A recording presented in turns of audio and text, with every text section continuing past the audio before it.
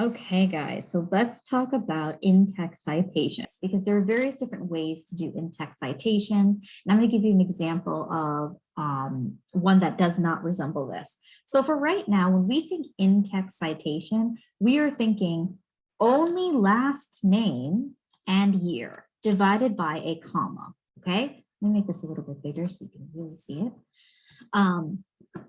And they are absolutely necessary because it tells your reader that these ideas come from somewhere else. They are always going to be in your own words, and it's your responsibility to ensure that they're in your own. Now, let's take a look. So say we have a single paragraph with a single source. So this is similar to your objective summaries, right? So the idea is the first sentence needs to have a citation. Key strategies of public health care concepts include mapping, web-based reporting, and laboratory techniques. If you were to have just read that, you should not believe it unless there's a citation, because otherwise, how does that author know this information? And why should we trust them? Right here, this is why. Then the paragraph continues on, and then we end the paragraph with the same citation. That tells your reader that the sentences from the start to the end are all paraphrased based off of this one single source. Now, if you have multiple sources, the idea is you want to break it up using citations so your reader can clearly identify where information came from.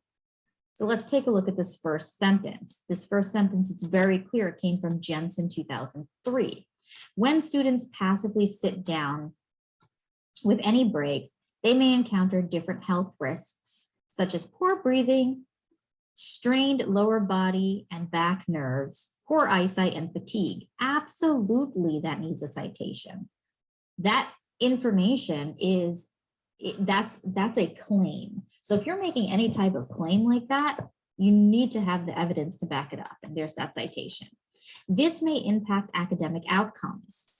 Now, right over here, notice there's a citation here and there's no citation here.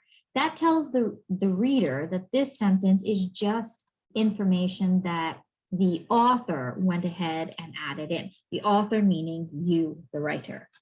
According to Kranz, now here's the news citation. The inactivity of sitting in a chair more than 10 minutes causes fatigue, blah, blah, blah, blah, blah. And that's the end of the sentence. Now, students then lose interest, lack focus, attention, resulting in unnecessary behavioral changes from Braniff. So the idea is, here's one citation, it belongs to this sentence. Here's another citation belonging to that sentence. Here's another citation belonging to that sentence. Just break it up. Now, I want to point out to you that sometimes in your article, there might be material that's cited that you want to reference. So say this, the green box right below indicates the authors of the research article. Let's say for your objective summary, you have one research article.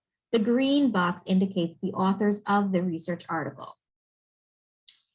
Now, these authors are the primary source of that article, their independent research. But all through this screenshot right here, you see 2006, you see 2003, 1999, you see all of these years, which indicate that these authors in the green box utilize other research in order to help them write their papers. You're doing the same thing, aren't you? In which case you have to cite. The only difference is you don't always have to cite the primary source, meaning the information that's in this purple box, let's say. For an example, say you have your research article in your hand, but there's information from that article that was cited. So we then have to appropriately indicate to our reader where that information came from. And to make life easier, I'm going to show you how to do it. So green is the actual article in your hand, And the purple box information is from Alho 1984. So if you wanted to write this information regarding the Amazon that Alho suggested, you're going to have to cite it appropriately. And the way to do that is you would say, according to Alho, open citation year, same kind of pattern. The only difference is comma, and then you literally write the word as cited in Schneider et al. Here's Schneider, green box, right?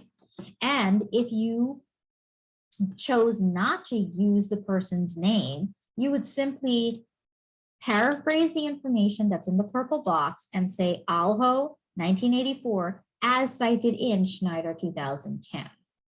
Okay, and then on your references page, you would only cite Schneider, no Alho. Okay, so that is how we will do in-text citations with primary and secondary sources. Now let's go to an example, student example paper that I used in the last video about level headers, and let's take a look at the student's introduction paragraph together. Inequality on dental services caused by socioeconomic status. Oral health is essential for overall health, and it is based on everyday oral care, oral education, dental visits every 6 months to prevent tooth problems and treatment of these problems. Right over here, that's quite a strong claim. So if this student did not have this citation, she would get a note saying, how do you know this? So last name, ampersand, last name, comma, 2000 and 2020, the year, okay? Because there are only 2 sources. Let's look at the next sentence. In addition, or at and, okay? So notice that in the language use outside of the citation, you have to use the word and, okay? In addition, Parat and Dieter 2020, excuse me, believe that dental care and access to dental care are unaffordable. There exists an inequality on dental services between private insurance, public insurance, and people with dental needs with low income. How does the student know that? Wallace and McEntee, 2011. The problem is why dental services do not exist in the same way for everybody. That claim is the students.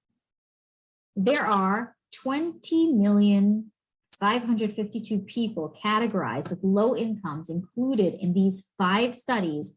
From them, 400,211 do not have insurance. Right over here, the student made a mistake. Where's that citation?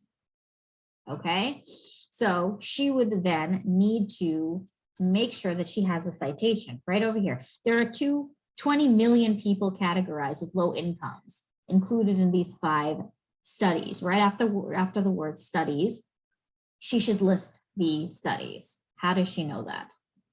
There might be reasons why, but one of them is racial or ethnic disparities, as in this citation, Scrimshaw. Now, why does she say et al? Because Scrimshaw has 3 or more sources, 3 or more authors associated with the article.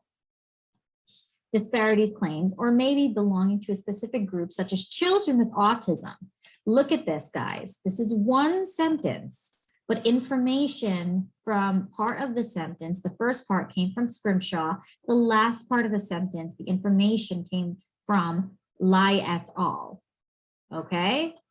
To illustrate the quality of dental services is based on socioeconomic status of the population. That came from Howard et al. Further investigations should be made in order to examine the influence that public health clinics possess and to integrate them into the situation regarding providing dental services for the low-income community.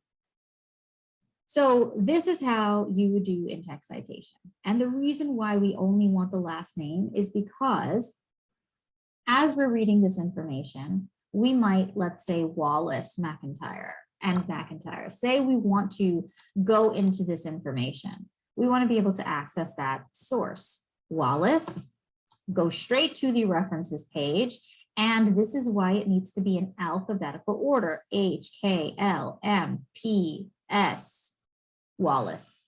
So I know that it said Wallace and McEntee 2012. Okay. 2012. I actually think is there a mistake? Ah, look, she made a mistake. This says 2011. There, on her references, it said 2012. Make sure and always have them correct. You check them. Okay, so now if I want to go to Wallace, I have the DOI to open up that document. Okay, that is in-text citations for you. It takes a lot of practice, and for the most part, if when in doubt, you should just cite.